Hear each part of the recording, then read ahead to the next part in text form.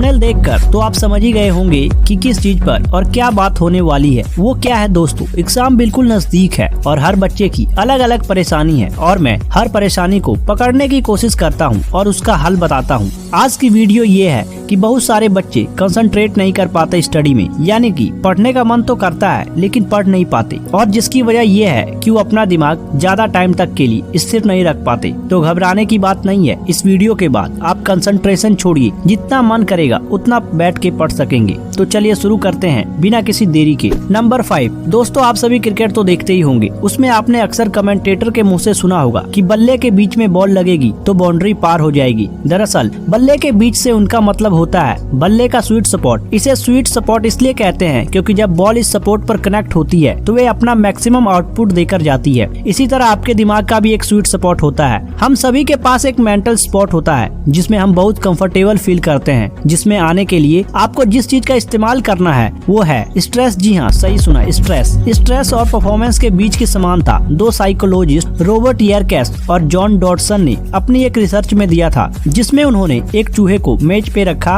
और फिर उसे दो अलग तरीकों से करंट दिया, एक एकदम हल्का और एक थोड़ा तेज। जब उसे धीरे से करंट मिला तो वो चूहा झटपटा कर भागने लगा और वो मैच से बाहर भी निकल गया, पर जब उसे थोड़ा तेज करंट दिया गया तो वे अपनी जगह से हिल तक नहीं सका और वो वहीं पे मर गया, क्योंकि उसे इतने ज्यादा स्ट्रेस में समझ नहीं आया कि वह क्या करे। और इसी रिसर्च से उन्होंने ये कंक्लूजन निकाला कि जब आप अपने स्ट्रेस को एक स्वीट स्पॉट को हिट करने में कामयाब हो जाते हो तो आप उसमें मैक्सिमम आउटपुट गेन कर सकते हो। और यही अगर आप गलत जगह स्ट्रेस देते हो तो आपको सिर्फ प्रॉब्लम ही फेस करनी पड़ती है। तो दोस्तों, उम्मीद करता हूँ इस कहानी से आपने कुछ न कुछ जरूर सीखा होगा, और आप इस वीडियो को शेयर करके अपने दोस्तों से भी पूछ सकते हो कि क्या उन्हें ये बात समझ में आई या नहीं। नंबर 4 दोस्तों, कई बार जब हम कोई काम करने के लिए अपना फोन उठाते हैं, जैसे आजकल हमारे स्टडीज से रिलेटेड ज्यादातर टॉपिक्स फोन पर ही आता है, तो जब भी आप अपना फोन पढ़ने के लिए उठाते हो तो आप इंस्टाग्राम, यूट्यूब स्क्रॉल करने लग जाते हैं। ये ज्यादातर आपके लैक ऑफ फोकस की वजह से होता है। यहाँ पर एक साइकोलॉजिकल थ्योरी भी लगती है। 2006 में प्रोफेसर ग्रेबियल ने अपनी एक रिसर्च में ये देखा कि जब भी एक इंसान एक कमरे से दूसरे कमरे में जाता है तब उसका दिमाग नए कमरे के इंफॉर्मेशन कलेक्ट करने लगता है, जिसकी वजह से कभी कभी आप वो काम भूल जाते हो कि आप पहले क्या काम करने वाले थे। उन्होंने इसे डूरवे इफेक्ट का नाम दिया है। तो पहले जो मैंने एग्जाम्पल दिए हैं कि जब आप कोई काम करने के लिए अपना फोन या लैपटॉप उठाते हैं तो आप इंस्टाग्राम या यूट्यूब चलाने लगते हैं, तो फिर आप भूल ही जाते हैं कि आपको क्या काम करना था। यहाँ पर भी डूरवे इफेक्ट लगता है, क्योंकि जब आप फोन में एक चीज से दूसरे पर स्विच करते हैं तो ये बिल्कुल एक कमरे से दूसरे कमरे में जाने वाली सिचुएशन क्रिएट कर देता है और एक बहुत बड़े डिस्ट्रैक्शन के सोर्सेस की तरह काम करता है। अब इससे बचने का सुझाव आसान सा है, क्योंकि आपका दिमाग इजीली डिस्ट्रैक्ट हो जाता है। तो आपको चाहिए कि जब आप कोई भी काम करे तो उसे सिर्फ दिमाग में नहीं बल्कि थोड़ा फिजिकल भी करे, और इससे आपके डिस्ट्रैक्ट होने के चांसेस काफी कम हो जाते हैं। जैसा कि आपने अपने बड़ों से अक्सर सुना होगा कि लिख लिख कर याद करो। वे ऐसा इसलिए कहते हैं क्योंकि जब आप याद करने के लिए एक फिजिकल टेक्निक का इस्तेमाल करते हैं तो आपके डिस्ट्रैक्ट होने के चांसेस काफी कम हो जाते हैं। नंबर 3 दोस्तों, अगर मैं आपके सामने आपका कोई फेवरेट टीवी शो चलाकर बोलूं कि अब आप अपनी पढ़ाई करें,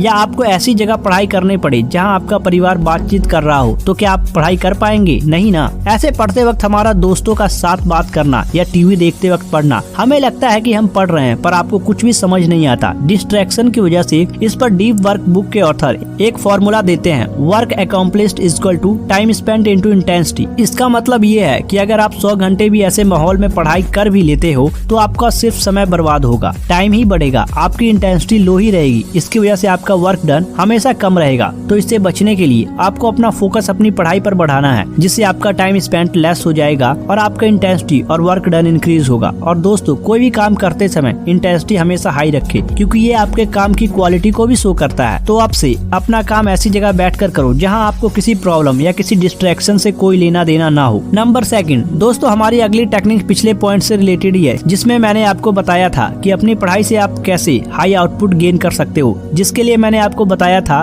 कि आपको अपना फोकस क्लियर और हाई रखना है। इसके लिए मैं आपको एक तरीका बताता हूँ। देखिए, फोकस करना इतना बोलना तो आसान है पर करना मुश्किल है। फोकस करने के लिए आपको अपना एक टाइम सेट कर लेना चाहिए कि आप 1 घंटा या 50 मिनट के लिए सिर्फ पढ़ाई ही करेंगे। आपको चुन लेना है कि आप इतनी देर कोई और काम नहीं करेंगे। वो 50 मिनट यूटिलाइज कर लेने के बाद आपको 10 मिनट का ब्रेक लेना है, जिसमें आप खुद को रिवॉर्ड दे या रिलैक्स करे, और इस टेक्निक को पोमोडोरो टेक्निक कहते हैं। पर पोमोडोरो टेक्निक वैसे तो 25 मिनट वर्क की होती है, 5 मिनट रेस्ट की होती है, पर यहाँ पर हम 50 मिनट काम और 10 मिनट ब्रेक इस्तेमाल कर रहे हैं, जिसे एडवांस पोमोडोरो टेक्निक्स भी कहते हैं। नंबर 1 दोस्तों, जापानी में एक टर्म है यूजेसी गोल। इस टर्म का मतलब है प्रैक्टिस ऑफ फुल कंसंट्रेशन। ये टर्म बिल्कुल सिंपल है, जिसमें आपको अपने माइंड को एक काम के लिए फोकस रखना है और इस चीज को आपको अपनी सिर्फ प्रोफेशनल लाइफ में ही नहीं बल्कि अपनी पूरी लाइफ में डालना है। अपनी जिंदगी के रोजमर्रा के कामों को एक एक करके पूरा करके आप इसकी प्रैक्टिस कर सकते हैं। जब भी आप कोई काम करें हमेशा उसे फुल फोकस के साथ करें। दोस्तों, आजकल हम सभी की आदत है मल्टीटास्किंग करने की, जिसमें हम एक साथ कई सारे काम करते हैं, पर हम मल्टीटास्किंग से अपने आप को गलत चीजों के लिए ट्रेन कर रहे हैं, जैसे टीवी देखते समय पढ़ना, जिससे हम अपने माइंड को मल्टीटास्क करने के लिए ट्रेन करते हैं। पर सच ये है कि हम मल्टीटास्क के लिए नहीं, सिंगल टास्क ज्यादा अच्छे करने के लिए बने हैं। तो हमें इस प्रिंसिपल पर फोकस करना चाहिए कि हम एक समय पर एक काम करें, पर पूरे फोकस के साथ करें। तो दोस्तों, आज के लिए बस इतना ही। अगर ये वीडियो अच्छा लगा हो तो इस वीडियो को ज्यादा से ज्यादा शेयर करें।